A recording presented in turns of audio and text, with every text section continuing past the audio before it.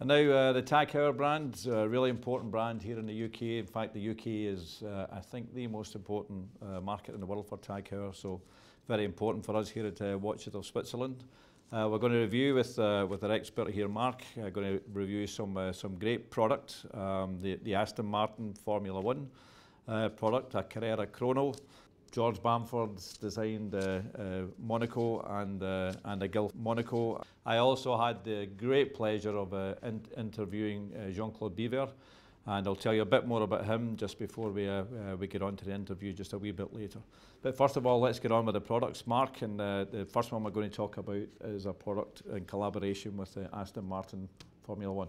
Yeah, I mean, Tag's got a brand has got a great energy. I mean, they introduced 98 new models at Basel this year, which is incredible. So we've only really got 4 here, but it's we're focusing mostly on sort of special editions, limited editions, and collaborations. And in terms of collaborations, Tag Heuer are the official watch partner for the Aston Martin racing team. So here you have the Aston Martin Formula One. It's a 200 meters water-resistant quartz chronograph. It's 43mm case size, and it's got the Aston Martin logo on it and the sort of colouring from the racing cars. It's a special edition, and it's. I mean, the Formula One is a hugely important part of Tag Heuer's business. It's about almost a third of their sales, so it's terrifically important to get this right. And the Tag special editions, particularly ones referencing motor racing like the Senna, etc., they always sell out, so we're really confident about this. It's a great watch for the money, $13.50. Yep, they're great at product, of course, great in aesthetics, but these collaborations really get great emotional significance, I think, from Tag followers and Aston Martin, a great collaboration. Second one we're going to talk about is the chronograph from Carrera. It is, yeah. So this is the Carrera Caliber 16 chronograph. Apparently, the Carrera Chrono is 55 years old, and this is a special edition that sort of links the Carrera watch, the Carrera Chrono, with a sort of automotive racing history. So you've got all the sort of signature features of a sort of retro racing car driver watch. You've got the perforated racing strap with the red stitching. You've got a black ceramic bezel, which really brings it up to date. Yeah. And then you've got the reverse panda dial, so it's black with the white chronograph. Well, I would say eyes, but there are 3 of them, and the red detailing on the hands and on the chrono subdials give it that sort of racing authenticity.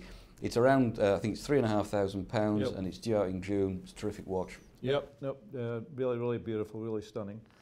And as I mentioned in the introduction, I had the pleasure of conducting an interview with Jean-Claude Biver.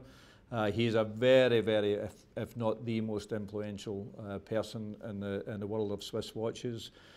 He's at different times he resurrected the Blancpain brand and eventually sold it to the Swatch Group. He then was with the Swatch Group for some time and working with Omega. He then became the chairman of LVMH, relaunched Tag Heuer that we're talking about, relaunched Hublot.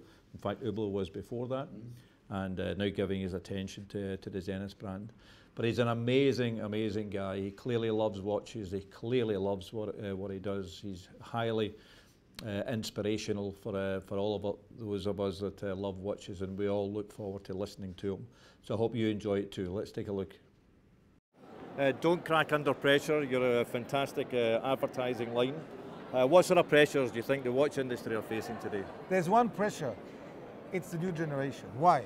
Because the new generation will not behave like me, and not like you, and not like their fathers and mothers. Exactly. They have their own culture, their own philosophy. Yes. They want to buy their way. They don't want to have a salesman behind them. Yes, they don't want to sit on a table. So they have habits. They want to buy online. Yes. Because they feel free, and they know they can send back after 3 weeks, and etc., etc. They have another way to communicate. They have another music. They wear other jeans. They don't drive cars anymore. We have to adapt to these people, and we have to talk the language of the new generation. But if we are driven by old people like me, how can we talk to them? So we must learn, we must listen. And I am only young because I listen and I learned from the new generation. Okay, so the one and only Jean-Claude Biver, and I hope you agree, fascinating to listen to, and somebody that seems to have a unique vision for driving Swiss watches.